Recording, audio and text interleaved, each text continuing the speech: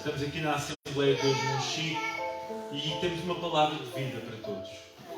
Nós já sentimos a presença do Espírito Santo aqui. O Espírito de Deus está neste lugar, irmãos. Amém? O Espírito Santo está neste lugar. Se você tem uma Bíblia perto de si, abra no primeiro livro de Reis. Primeiro livro de Reis, capítulo 19, versículo 1. Primeiro de Reis 19, versículo 1. Aleluia, glória a Deus. Glória a Jesus. Hoje vamos estar a falar sobre um tema que é vontade de morrer. Depressão. Qual a solução? Depressão. Qual a solução? Primeiro livro de Reis, capítulo 19, versículo 1. Diz assim a palavra de Deus. Ora, Acabe contou a Jezabel tudo o que Elias tinha feito e como havia matado todos aqueles profetas à espada. Por isso Jezabel mandou um mensageiro a Elias para dizer-lhe que os deuses me castiguem com todo o rigor se amanhã nesta hora eu não fizer com tua vida o que você fez com a deles. Elias teve medo e fugiu para salvar a sua vida. Em Beersheba de Judá, ele deixou o seu servo e entrou no deserto caminhando um dia. Chegou ao pé de Giesta, sentou-se nele e orou, pedindo a morte. Já tive o bastante, Senhor. Tira a minha vida. Não sou melhor do que os meus antepassados. Depois se deitou debaixo da árvore e dormiu.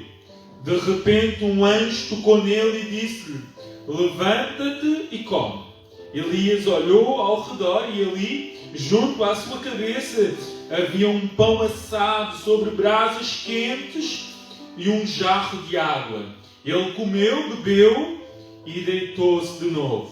O anjo do Senhor voltou, tocou nele e disse: levante-se e coma, pois a sua viagem será muito longa.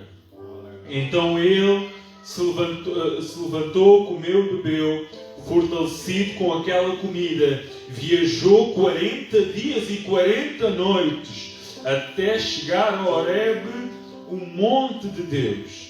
Ali entrou numa caverna e passou a noite, e a palavra do Senhor veio a ele: o que você está fazendo aqui, Elias? E ele respondeu: tenho sido muito zeloso pelo Senhor, o Deus dos exércitos. Os israelitas rejeitaram a tua aliança, quebraram os teus altares, mataram os teus profetas à espada. Sou o único que sobrou. E agora também estão a procurar matar-me. O Senhor lhe disse: saia e fique no monte, na presença do Senhor. Mas o Senhor não estava no vento. Depois do vento houve um terremoto. Mas o Senhor não estava no terremoto. Depois do terremoto houve um fogo. Mas o Senhor não estava nele. E depois do fogo houve um murmúrio de uma brisa suave. Quando Elias ouviu, puxou a capa para cobrir o rosto. E saiu e ficou à entrada da caverna. E uma voz lhe perguntou: o que você está fazendo aqui, Elias? E ele respondeu: tenho sido muito zeloso pelo Senhor, o Deus dos exércitos. Os israelitas deixaram a tua aliança, quebraram os teus altares, mataram os teus profetas à espada. Sou o único que sobrou e agora também estão a procurar matar-me. O Senhor lhe disse: volte pelo caminho por onde veio e vá para o deserto de Damasco. Chegando lá, unge Azael como rei da Síria, unge também Jeú, filho de Nisi, como rei de Israel, e unge Eliseu, filho de Zafar, de Abel-Meolá, para suceder a você como profeta. Jeú matará todo aquele que escapar da espada de Azael. Eliseu matará todo aquele que escapar da espada de Jeú. No entanto, fiz sobrar 7.000 em Israel, todos aqueles cujos joelhos não se inclinaram diante de Baal e todos aqueles cujas bocas não o beijaram. Glória a Deus. Podem tomar o vosso lugar, meus irmãos. Hoje estaremos a falar sobre depressão, a vontade de morrer. Estaremos a falar sobre os sentimentos do profeta Elias. Qual a solução para aqueles que estão profundamente tristes? Em Portugal, 700 mil pessoas têm sintomas de depressão. Em Portugal, durante um ano, mais de 1000 pessoas colocam fim à sua vida por sentir uma depressão, uma tristeza profunda. As estatísticas dizem que no século XXI mais pessoas morrerão pelas doenças psiquiátricas do que pelas doenças físicas. A ansiedade, a tristeza, o desânimo, o sentimento de fracasso, o medo, levam pessoas a colocar termo à sua vida. Mas Jesus disse que Ele veio para trazer vida e vida com abundância. Jesus disse que na sua presença até a tristeza salta de alegria. Na Bíblia houve grandes homens de Deus. Os dois maiores homens do Antigo Testamento, a dado momento, sentiram-se bastante tristes. Moisés e Elias sentiram uma tristeza profunda. Eles não eram homens depressivos, mas a dado momento da sua vida, eles sentiram uma tristeza profunda.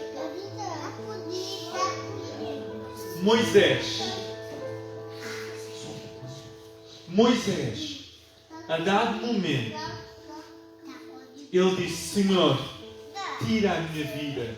Se eu achei graça aos teus olhos, tira a minha vida, para que eu não veja a minha ruína. Ele sentiu o peso, a responsabilidade de um povo que estava sempre insatisfeito. Moisés desejou morrer, mas Deus trabalhou com Moisés. Deus arranjou uma solução para Moisés. Deus dividiu a carga de Moisés. Jonas desejou morrer. Jonas, quando viu a graça, a misericórdia, o amor de Deus pelos ninivitas, Jonas orou ressentido a Deus e disse: para mim é melhor morrer do que viver. Eu vou pedir ao Enoque e ao Joseph que façam um pouco de barulho. Estamos no culto. Jonas desejou morrer, porque ele viu que Deus é um Deus que se arrepende do mal. Quando os ninivitas voltaram atrás, se arrependeram com pano de saco e com cinza,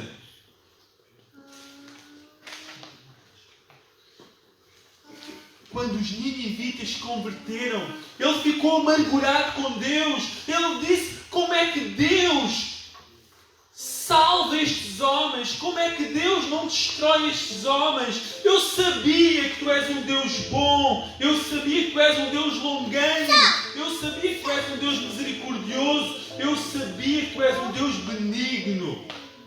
Deus arrepende-se do mal quando alguém volta atrás e dá a sua vida a Deus. E Deus tratou com Jonas. Deus fez crescer uma árvore. Jonas ficou naquela árvore. E a árvore deu sombra e ele sentiu-se bem. Mas no dia seguinte Deus destruiu a árvore. E Deus mostrou a Jonas: eu não posso destruir aquilo que... Tu hoje estás triste porque a árvore foi destruída.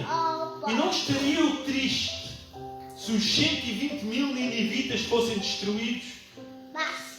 Deus mostrou a grandes homens de Deus que o seu plano é maior, que o seu plano é superior, que Ele está no controle de todas as coisas. Hoje já lemos aqui sobre Elias no capítulo 19. Quem era Elias? No capítulo 17 de Reis, Elias entra em cena. Elias aparece como Tisbita, aquele que é dos moradores de Gileade. Nós não sabemos quem era a família de Elias. Parece um homem desconhecido que aparece no momento da história de Israel, no momento em que tinham deixado o Deus vivo, o Deus verdadeiro, o Senhor Yahvé.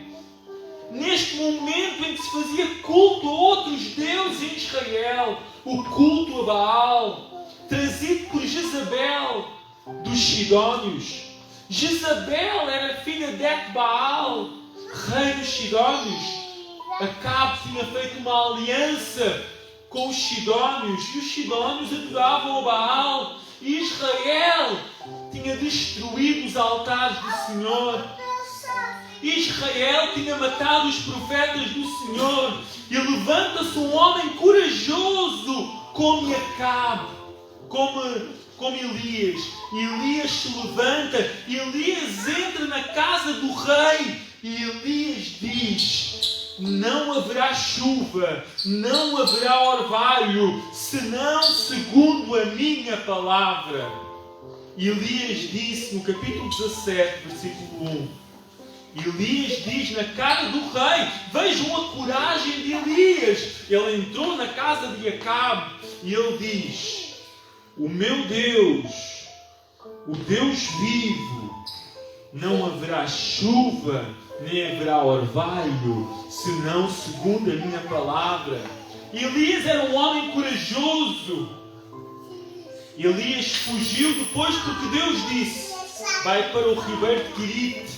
E Elias foi para o ribeiro de Querite e foi alimentado por corvos. Irmãos, quem é que trouxe comida a Elias? Corvos de manhã traziam carne, e à tarde também traziam pão e carne. A Elias foi alimentado por corvos, irmãos. Corvos, pássaros. Foi alimentado por corvos. Depois Deus disse a Elias: vai para Sidom. E ele foi para Sidom. E em Sidom entrou na casa de uma mulher que só tinha um punhado de farinha. Não tinha mais para comer. E Elias disse à mulher: vai-me buscar água. A mulher foi buscar água. E quando ela ia buscar água, Elias disse: olha, traz-me também um bolo. E a mulher disse: eu não tenho nada. Eu só tenho um punhado de farinha na panela. Eu só tenho um pouco de azeite na botija. Eu não tenho nada.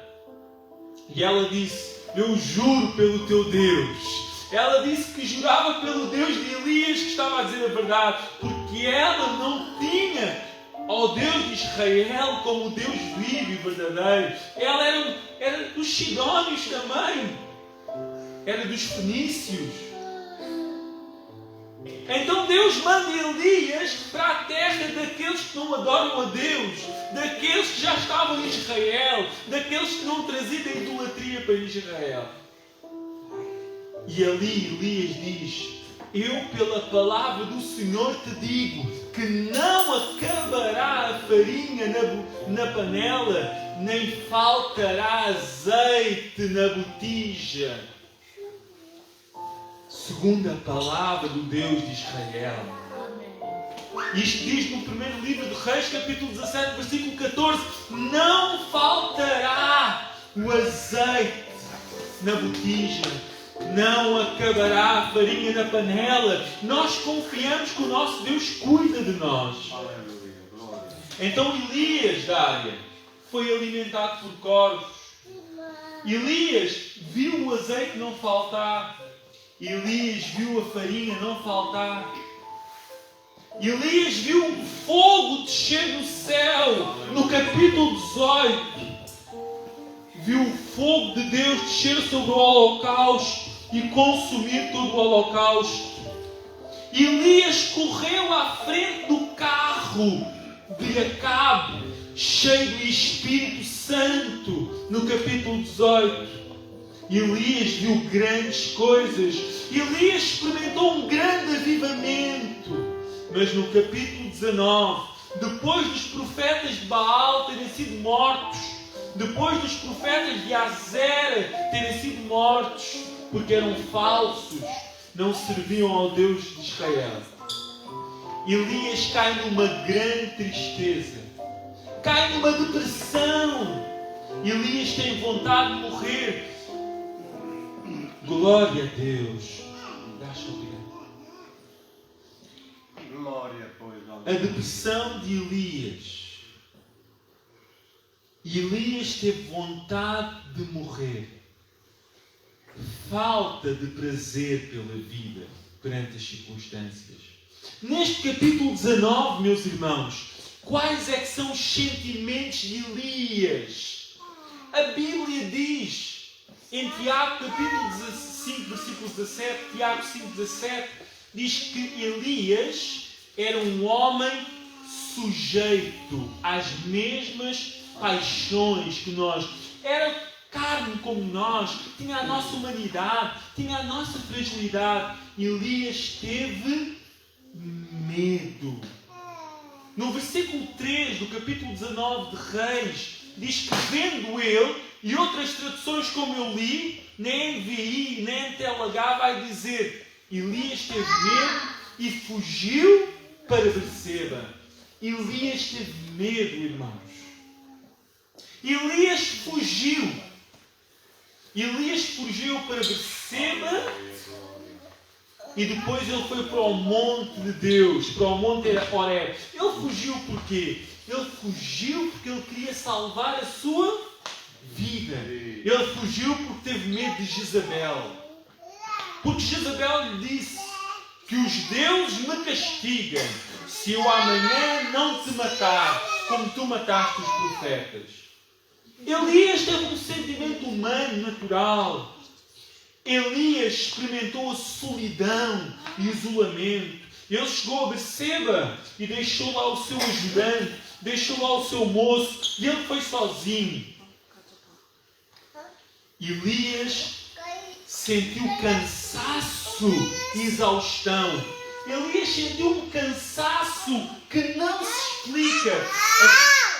Aquele cansaço que não dá mais vontade de viver, só dá vontade de fechar os olhos. Elias sentia-se extremamente cansado. Se calhar aquilo que nós falamos hoje em burnout. Elias estava esgotado. Elias estava sem força. Elias chegou perto de uma árvore. Chegou perto de uma árvore e Elias dormiu. Ele sentia-se extremamente cansado, Elias. Elias sentiu um desinteresse pela vida. Elias estava desinteressado. Era melhor dormir. Lembram-se de Jonas no barco? No barco, o que é que Jonas fez? Foi para o porão e dormiu. Desligar da vida. Elias queria desligar. Elias sentiu uma tristeza profunda. Eu não sou melhor que os meus pais. Chega, Senhor. Eu sou um fracasso. Eu não mudei nada. Continuam a cultuar outros deuses em Israel. Continuam a cultuar outros deuses em Israel. Eu não mudei nada. Irmãos, quando nós estamos com sentimentos depressivos, nós por vezes sentimos uma contradição. No versículo 3, o que é que ele diz? Fugiu para salvar a sua vida. Mas depois ele vai dizer a Deus: Senhor, chega, eu quero morrer. Então ele foge para salvar a vida, mas depois ele diz que quer morrer. Pessoas que estão neste quadro tão triste, sem prazer pela vida, cansadas, exaustos. Os seus pensamentos por vezes são contraditórios. Elias fugiu para salvar a sua vida, mas ele tinha vontade de morrer. Desvalorização. Elias sentiu Elias sentiu que não tinha valor. Eu não sou melhor. Eu não sou melhor. Eu não mudei nada. Eu não sirvo para nada. Eu não presto. Isto é um sentimento comum também das pessoas que têm uma tristeza profunda. Eles começam a sentir-se que não têm valor, que não têm préstimo para nada. E Elias sentiu que tinha fracassado. O objetivo de Elias era tirar o culto a Baal. Mas Israel continuava a servir a Baal. Ele já tinha matado os profetas de Baal, mas Jezabel continuava firme a querer perseguir a sua vida.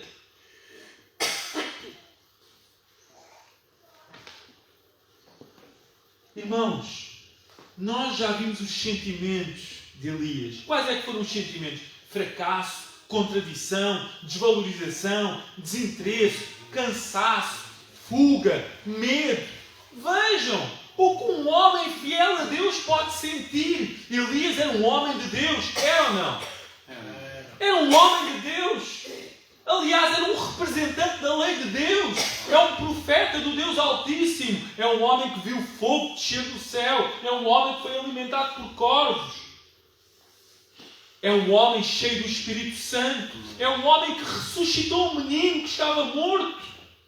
Glória a Jesus. Mas neste momento, Deus vai ter que tratar com Elias. Como é que Deus tratou da tristeza de Elias? Como é que Deus tratou da tristeza de Elias? Deus já tinha mandado os corvos noutro momento, mas agora Elias tinha outra necessidade, irmãos. Qual era a necessidade de Elias? Não era só comida, era também espiritual. Deus já não manda um corvo, Deus agora manda um anjo. Agora Deus manda um anjo a Elias.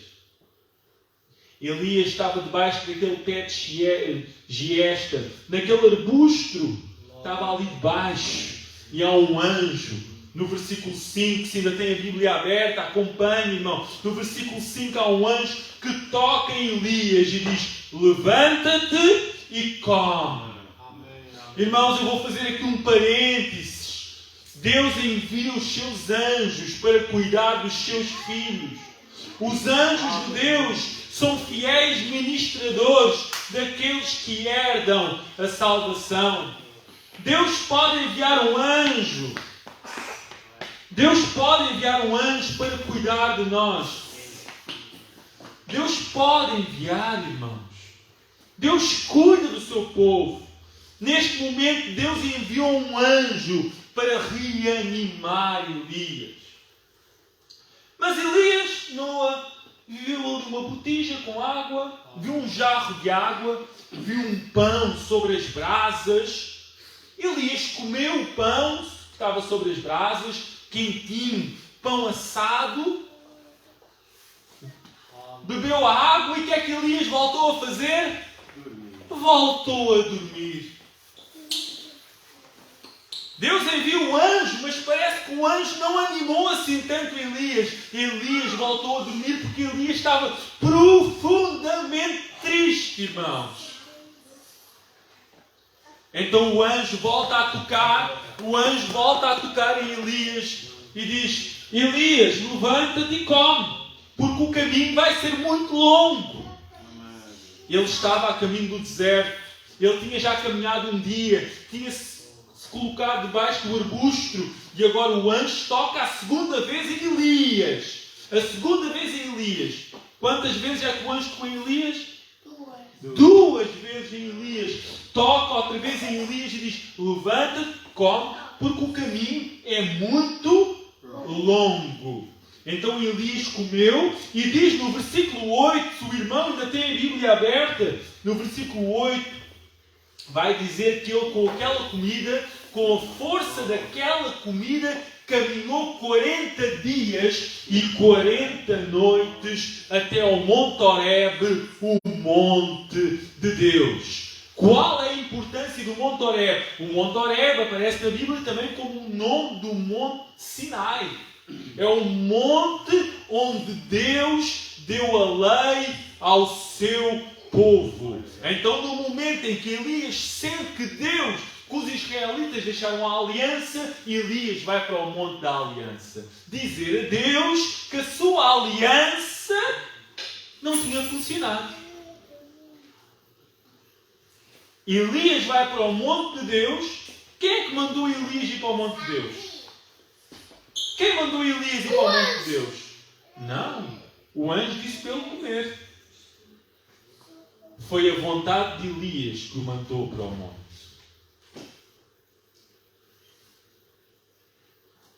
Não foi Deus que mandou Elias para o Monte Horebe.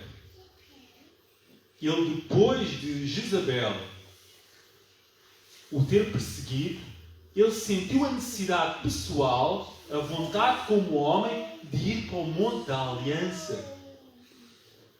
E Deus deixou-o ir para o Monte da Aliança. O anjo sabia qual era a ideia de Elias. O caminho te será muito longo. Deus sabe o que vai na nossa mente. Deus sabe quais é que são os nossos propósitos. Ainda que não seja a vontade perfeita e a vontade soberana de Deus, Deus às vezes trabalha em nós apesar de nós. Eu vou dizer novamente, Deus às vezes trabalha em nós, trabalha através de nós, apesar de nós. Apesar dos nossos sentimentos não estarem na perfeita, na boa, na soberana, na agradável vontade de Deus. Sabem porquê, irmãos, que não era a perfeita vontade de Deus Elias estar naquele monte? Porque Deus vai fazer uma pergunta a Elias, irmãos. No versículo 9 e no versículo 13. Elias, o que é que tu estás a fazer aqui?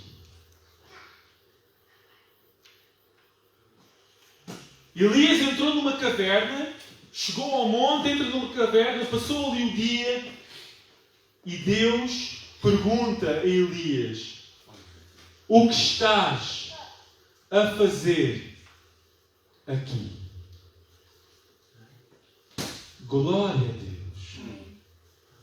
Esta pergunta subentende que não era da plena vontade de Deus Elias ir para aquele monte.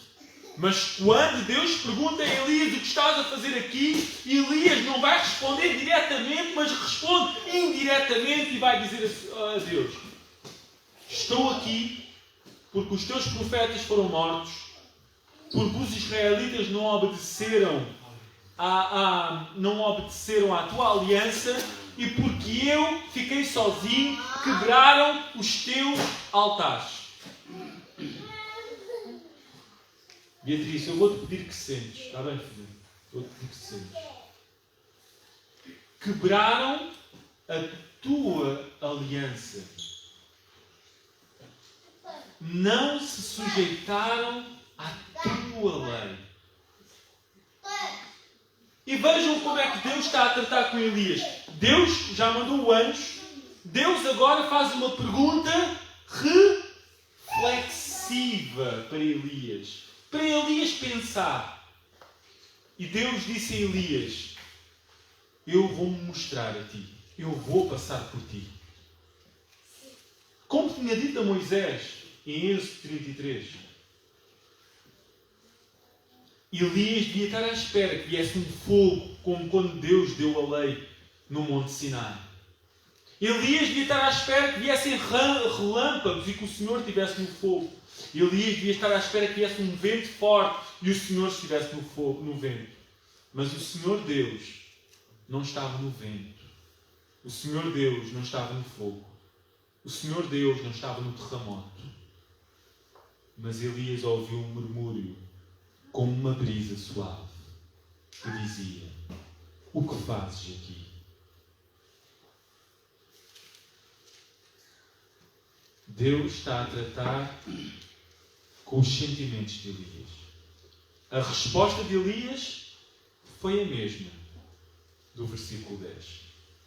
No versículo 10, Deus perguntou no 9, fazes aqui? E Elias respondeu, os israelitas deixaram a tua aliança, quebraram os teus altares, mataram os teus profetas, e eu fiquei sozinho. Elias não conseguiu refletir. Quando nós estamos muito tristes, quando estamos decepcionados, quando sentimos que fracassamos, por vezes a nossa clareza mental, o nosso discernimento, a nossa capacidade de entender o plano de Deus não é a mais adequada. Elias respondeu a mesma coisa. Elias ainda não tinha percebido. Então no versículo 15, ainda estamos cá, irmãos, no versículo 15, Deus vai dar instruções a Elias. Deus vai dizer a Elias, os meus pensamentos são mais altos do que os teus pensamentos. O meu plano é maior e melhor que o teu plano. Os meus caminhos são mais altos que os teus caminhos. Veja no versículo 15. Volte pelo caminho por onde veio e vá para o deserto de Damasco. Vais ungir a Azael, vais ungir a Jeú e vais ungir a Eliseu. Eles vão trazer juízo sobre Israel. Eles vão permitir que o meu plano continue. Eles vão permitir que a minha aliança continue. O Senhor continua no controle. Nós, por vezes, podemos pensar que o plano de Deus fracassou, mas Ele tem as rédeas da história. Ele tem as rédeas da história. Ele tem as rédeas do coração dos homens. O Senhor continua no controle. Elias obedeceu. Elias já tinha andado mais de 300 km, mas 300 km foram 40 dias para chegar ao Monte Horebe. Elias agora vai para o leste do Jordão, vai para o deserto de Damasco e vai andar mais 400 km. Elias vai ungir Eliseu. E é Eliseu que vai ungir a Azael como rei da Síria, e é Eliseu que vai ungir Jeú como rei de Israel. E estes homens vão trazer juízo sobre Israel por causa do culto a Baal.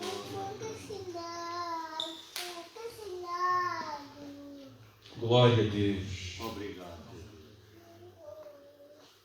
Assim como Deus tratou com Elias, um anjo, um deserto de 40 dias, uma pergunta reflexiva reiterada, uma aparição não no vento, não no fogo, não no terremoto, mas com uma voz mansa e suave, como um murmúrio.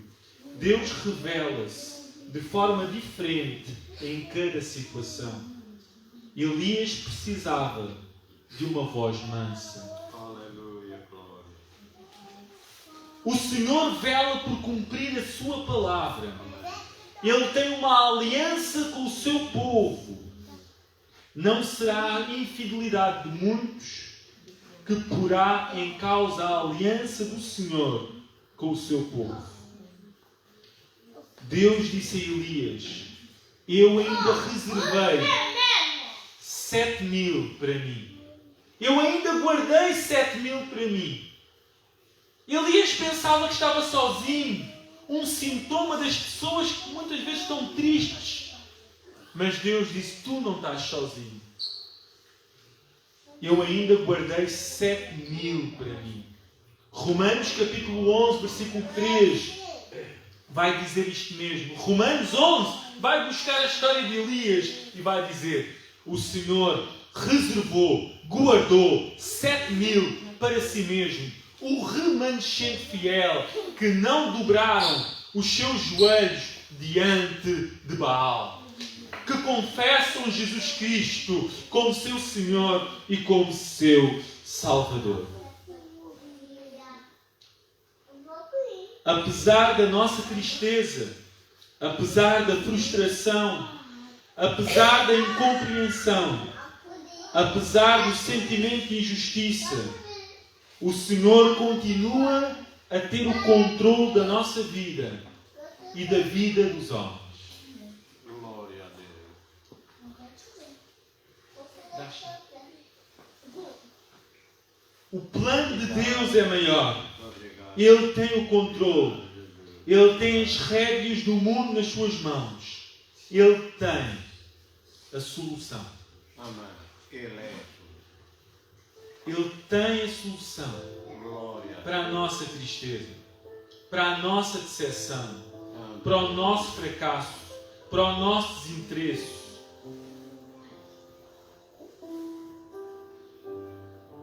Para a nossa ausência de prazer em relação à vida, para o nosso medo, para a nossa fuga, para a nossa tristeza profunda, que por vezes, pelas circunstâncias, podem assolar a nossa vida. Vamos colocar em pé, meus irmãos.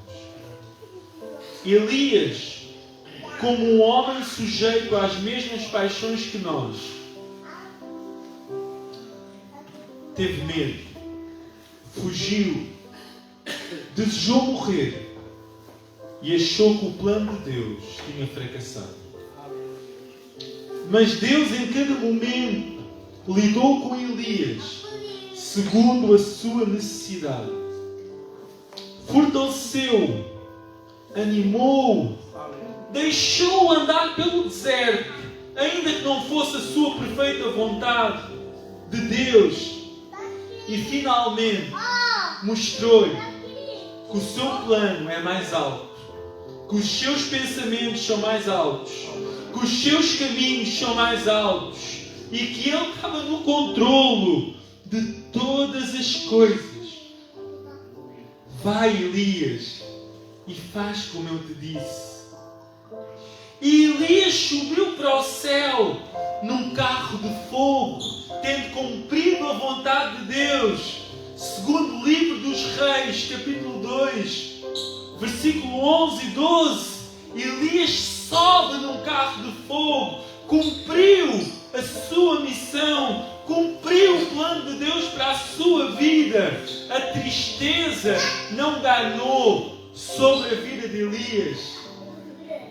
Eu não sei, irmãos, como é que Deus pode tratar com o nosso coração.